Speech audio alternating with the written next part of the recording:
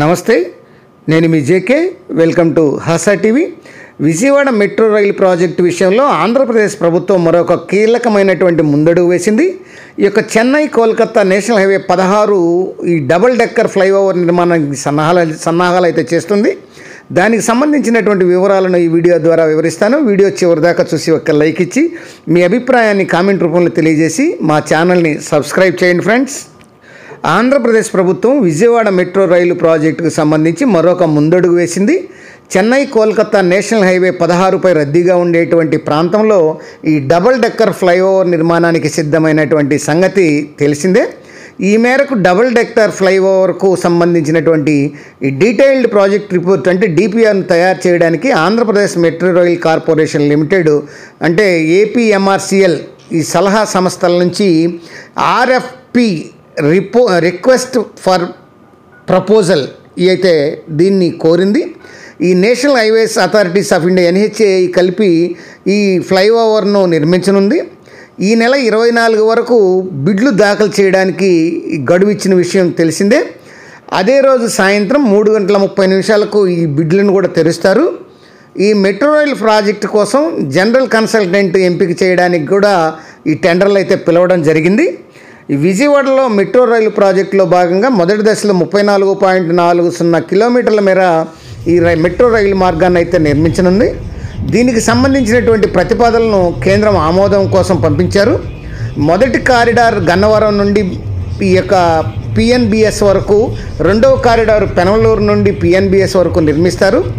ఈ మేరకు విజయవాడలో ట్రాఫిక్ రద్దీని తగ్గించడానికి జాతీయ రహదారుల సంస్థ ఈ మహానాడు కూడలి నుంచి నిడమనూరు వరకు భారీ ఫ్లైఓవర్ నిర్మించాలని ఆలోచన చేస్తుంది.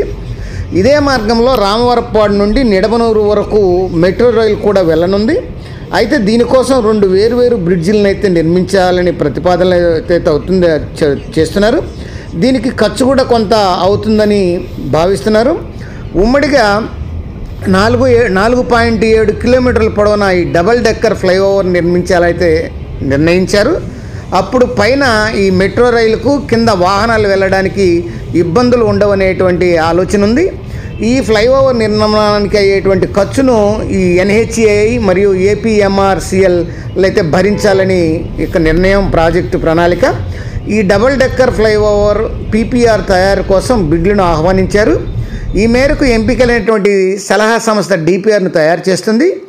ఈ APMRCL కార్యకలాపాల కోసం ఈ జనరల్ కన్సల్టెంట్ను కూడా ఎంపిక చేయడానికి టెండర్లను అయితే పిలవడం జరిగింది. ఎంపికైన సలహా సంస్థ 4 ఏళ్ల పాటు సేవలు అందిస్తుంది. దీనికోసం 205 కోట్లతో బిడ్లను పిలిచారు. ఈ నెల 16వ తేదీ సాయంత్రం 3 గంటల వరకు బిడ్లు దాఖలు చేయడానికి అవకాశం ఉంది. అదే రోజు సాయంత్రం 3:30 బిడ్లను తెరుస్తారు. బిడ్లు సమావేశాన్ని 12 నిర్వహిస్తారు. దీనిపై ఏపీ ప్రభుత్వం విజయవాడలో మెట్రో రైలు ప్రాజెక్టుకు సంబంధించినటువంటి పనులను వేగవంతమైతే చేసింది. ఇటు విశాఖపట్నం మెట్రో రైలు ప్రాజెక్టు పనులు కూడా వేగవంతం చేశారు. ఈ మేరకు బిడ్లు వరకు ముందడుగు పడింది.